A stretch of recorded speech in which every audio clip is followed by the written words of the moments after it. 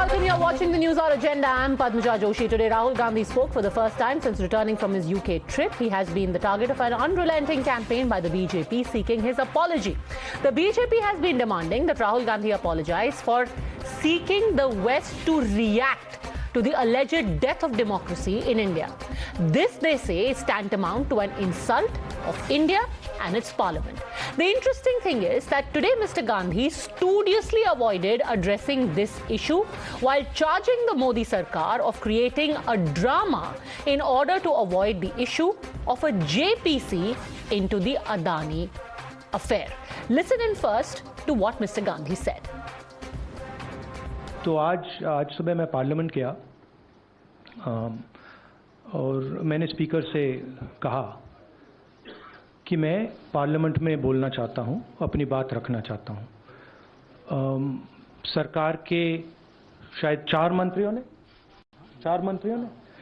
मंत्रियों ने मेरे ऊपर आरोप लगाया है, हाउस में आरोप लगाया है, तो मेरा हक है कि मुझे पार्लियामेंट हाउस में अपनी बात रखनी देनी चाहिए।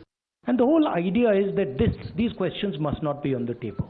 And that is why this whole exercise of 4 or 5 ministers, the Prime Minister giving a speech to distract from this fundamental question, which is what is the relationship between the Prime Minister of India and Mr. Adani and his companies, and more importantly, whose money is in these shell companies. So if Indian democracy was functioning, I would be able to say my piece in Parliament. What you are seeing is a test of Indian democracy.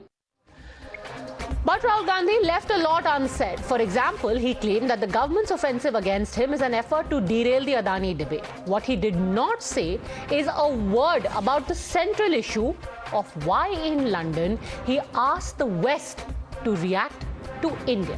Second, he claimed that he will answer charges against him inside Parliament because that is the platform for all MPs.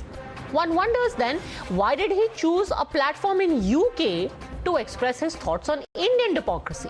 And finally, he said that Parliament is on test to see whether he will be allowed to speak in the Lok Sabha tomorrow. That will be a real test about whether democracy is alive or not. However, he hasn't clarified whether he is ready to apologize for what he has said in London. No wonder then he is again being questioned about whether he is made a virtue out of a necessity. Bharat की जनता और सदन के राहुल माफी मांगना ही चाहिए. He should ask the apology. We demand his apology. Country is demanding his apology. All MPs are demanding his apology. झूठे आरोप के लिए पीठासीन अधिकारी का क्षमा मांगना चाहिए. ऐसे झूठे वक्तव्य देना, खास पर विदेशी धरती पर, और सारा गलत है. It's totally grave mistake and we strongly condemn that. Well, he has to first demonstrate publicly that he is ready for regretting and apologizing the mistake he has made, that he is ready for an apology. He has to seek the permission of the chair, meet the chair, write a letter to the chair, seek time and apologize to the nation and to the chair for all his absolutely baseless, false and allegations without any iota of truth. जो parliament का member है, अगर वही parliament को insult करेंगे तो हम कैसे चुपचाप बैठ सकते हैं? आप भी सोचिए.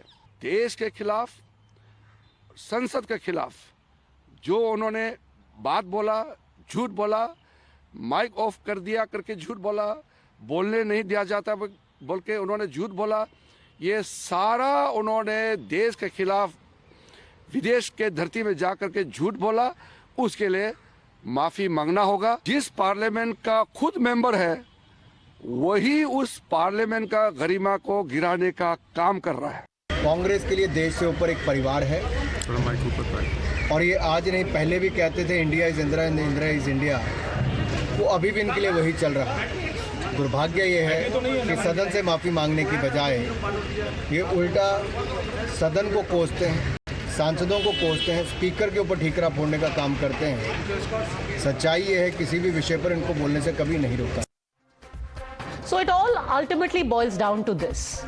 What did Rahul Gandhi mean when he said the West is quiet? The West is not reacting. Will the former Congress president explain these lines he spoke in London? Why is the Congress now shifting focus from his original speech at the Indian Journalists Association to the damage control he did subsequently at his speech in Chatham House? Is this deliberate obfuscation? Mr. Gandhi hopefully will have some answers when he speaks in Parliament, but let's try and get a sense from someone who was with him in London and has staunchly defended him, Sam Pitroda.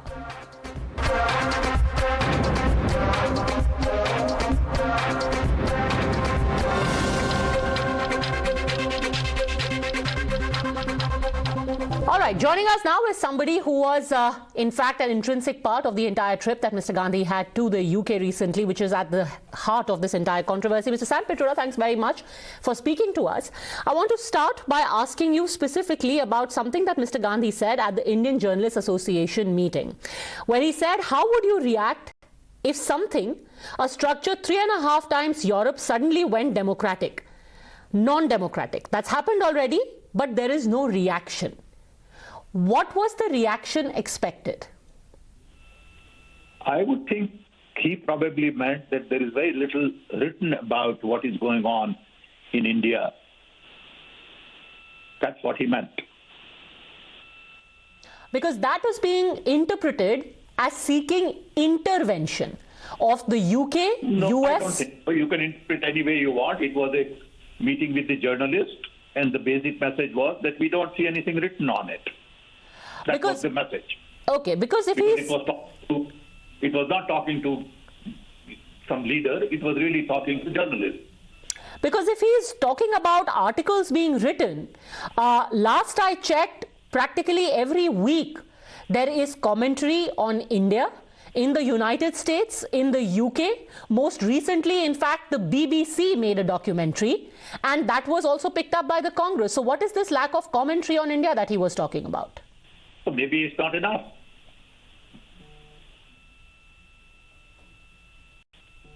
So what is the kind of commentary expected? Well, maybe that would be enough concern. I don't know. I don't think it's an issue to me. He just made a comment, and there is no need to read 50 different things in the comment. It's just a casual comment saying we don't hear much. It's a perception. You may think there is a lot written, and I may think there is less written. But here's the thing. It doesn't seem likely he was talking about journalists, because then he goes on to say he was talking to journalists. It may not seem to you, but he was talking to journalists. That is correct. Okay? It's a bit different. But here is what he goes on to say, sir. He says there is no reaction, and there are reasons for not being a reaction, because there is a sort of trade and money. Now, trade and money is between governments. It's not between journalists. So obviously, he's calling for governments in the West to react to India's democracy. I don't think he's calling for government intervention. He clearly said, loud and clear, that it is Indian affair. India has to sort it out. So let's not make monster out of nothing. I just don't believe the kind of energy you all are spending for last 4 days on an issue which has very little to do with what he said. It is a bunch of lies being twisted and retwisted. The real issue today is Adani. The real issue today is unemployment. The real issue today is education. The real issue today is inflation. Why aren't you all talking about that? Sir, while that is an issue, those issues are carrying on side by side. I would again like to respectfully reiterate that he said, and I'm quoting again, I will play out for you verbatim what Mr. Gandhi said at the Indian Journalists Association. I'm quoting to you verbatim. Here is the thing about Europe that shocks me. There is no reaction, for which there are reasons. There is a sort of trade and money. So when you're talking about trade and money, it's about trade between the European governments and the Indian government. But that cannot be interpreted as inviting government to comment. That is your interpretation. You are wrong from my perspective. And we agree that your interpretation is wrong. So what is the reaction from the... What is the reaction from the European government that he was expecting, which he's disappointed with? Any European government? I don't think so. And you can ask him, but I don't think he was expecting any reaction from US other governments. But then why does he say that the lack of reaction from Europe shocks me? Yeah, but why can't he say that lack of reaction shocked me? Why can't he say that? I don't understand. Why does he have to say what you want him to say? Who are you all to guide him to say what he wants to say? I mean, come on, be little reasonable, be little civilized, okay? Be little considerate, okay? And you can't just talk the way you all talk. I mean, the way you are talking to me also, as if I'm in the court. No, so, I mean, with the greatest of respect, I am only quoting Mr. Gandhi verbatim. And while, of course, we cannot advise him and we should not be advising him, we are trying to understand what he meant. No, so I explained to you that it has nothing to do with inviting other governments. Okay? So what was the reaction expected? Are you willing to accept that answer or not? That's your privilege. So it's still not quite clear. What was the reaction expected? I'm telling you, what he said is that we don't see enough in the media. That's all. Okay? But then how does that square off with the comment about trade and money? That can't apply to the media. Doesn't have to square off. Okay? What difference does it make? It doesn't have to square off. It's a side comment, which is okay. Please help me put this in context, Mr. Pitroda. When he says... I did. When he says, so just asking you for context, please, if you can help us with that. If we are talking about Europe, the thing that shocks me that there is no reaction, there are reasons for there not being a reaction, that is a sort of trade and money. That is his view. Okay? He is entitled to express his views. My interpretation of that is he's talking to journalists and he's basically saying that we don't see enough in the press. This is my view. I could be wrong also, which is okay. All right? But why did he bring in trade and money? Why not? If he wanted to bring, why can't he bring in? But if he's talking to journalists, how is trade and money a factor? But that's all right, because it could be written about trade and money also. Somebody could write from that angle also. No, he said that there is silence because of trade and money. How is that relevant if he's talking to journalists? First of all, let me tell you that I am not in your court. I am having a decent conversation with you. I came here to have a civilized conversation. I do not appreciate the kind of tone, the kind of approach as if I'm a victim. I'm not a victim, madam. I'm just a citizen. And you have to lower your tone down when talking to me, please. So I have, and I reiterate, I say this with the greatest of respect. Since the beginning, I have been very respectful.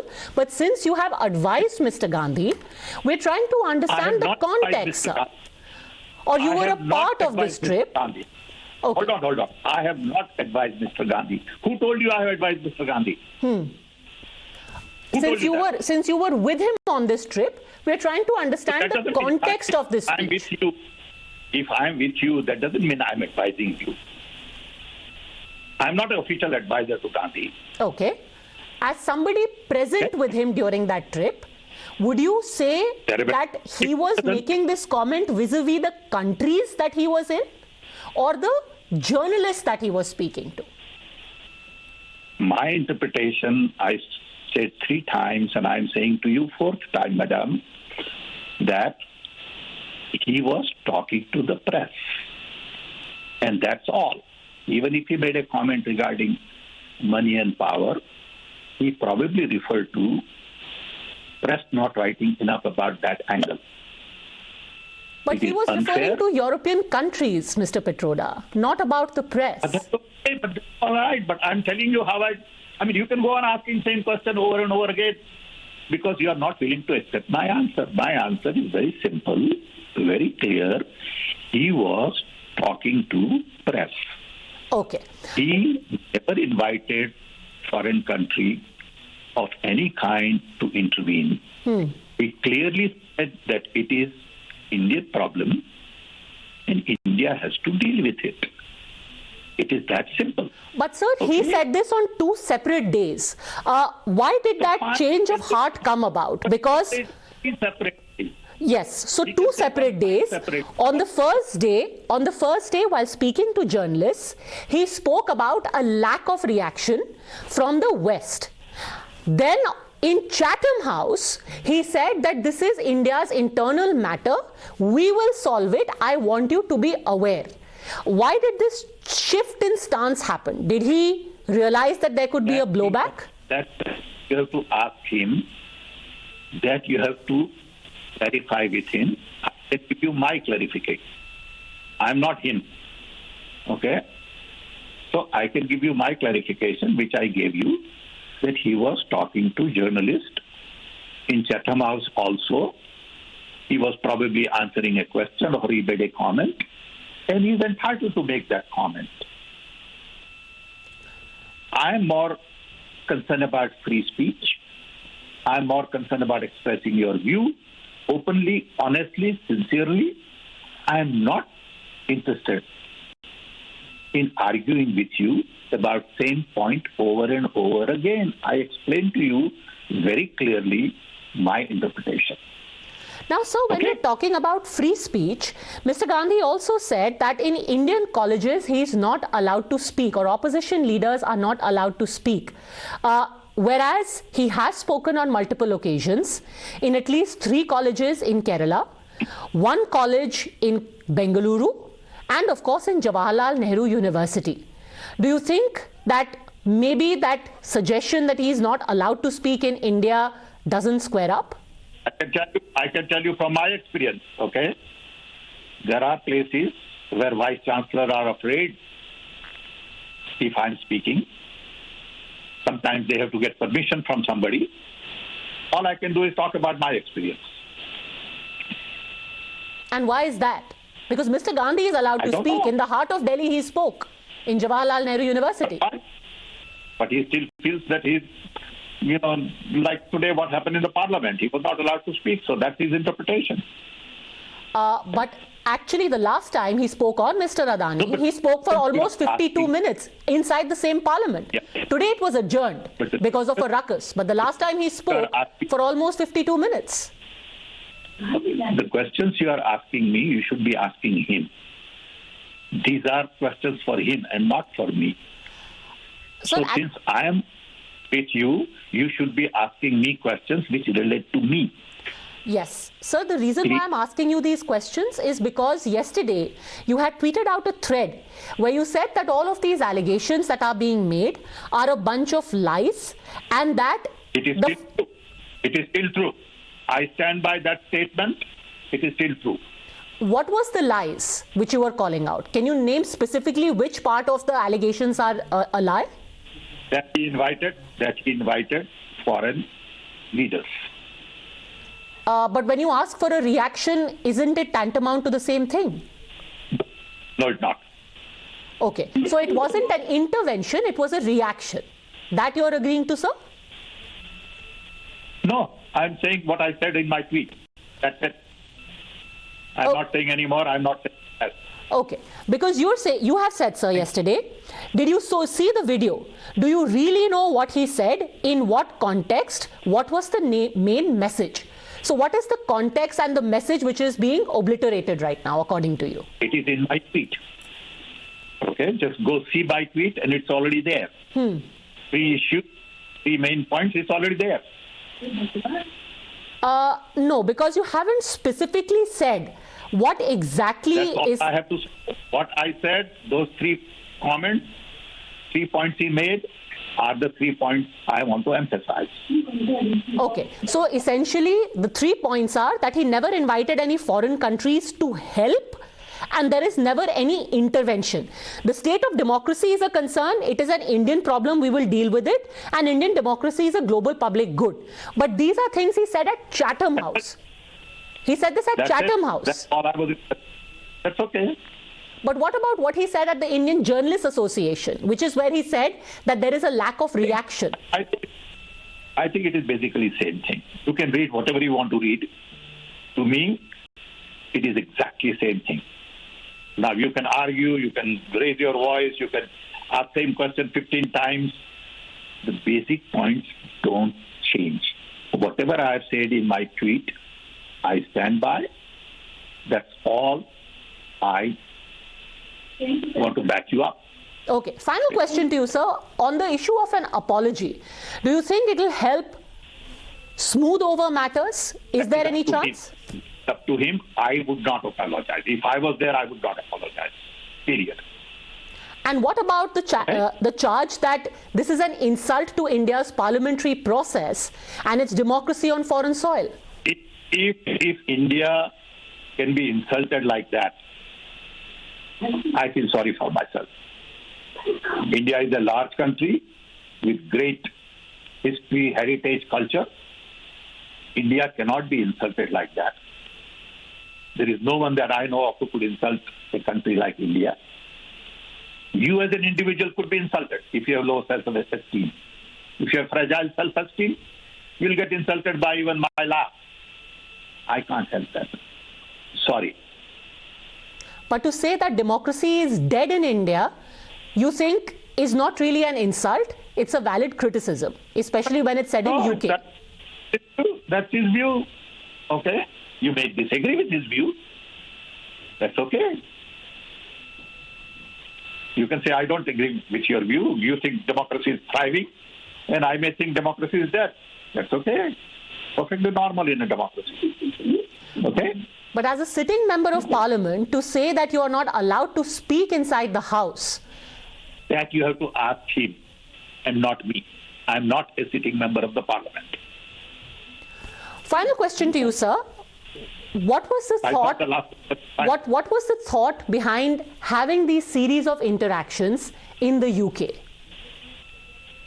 He was invited as the fellow of the Cambridge University to speak in Cambridge. There were a lot of demands from the Indian Overseas Congress people to listen to him at different forums. Indian Overseas Congress had organized a series of events for him. Since he was already there, it was a weekend. So we took advantage of the weekend. Saturday, Sunday, and Monday. He had a meeting with about 1,200 Indian Overseas Congress people. He had a meeting in the hall in the Parliament, which was organized by Indian Overseas Congress, and the Chatham Hall meeting. Perfectly normal. All right. Mr. Sam Pitroda, thank you very much for speaking to us. Thank you. Thank you.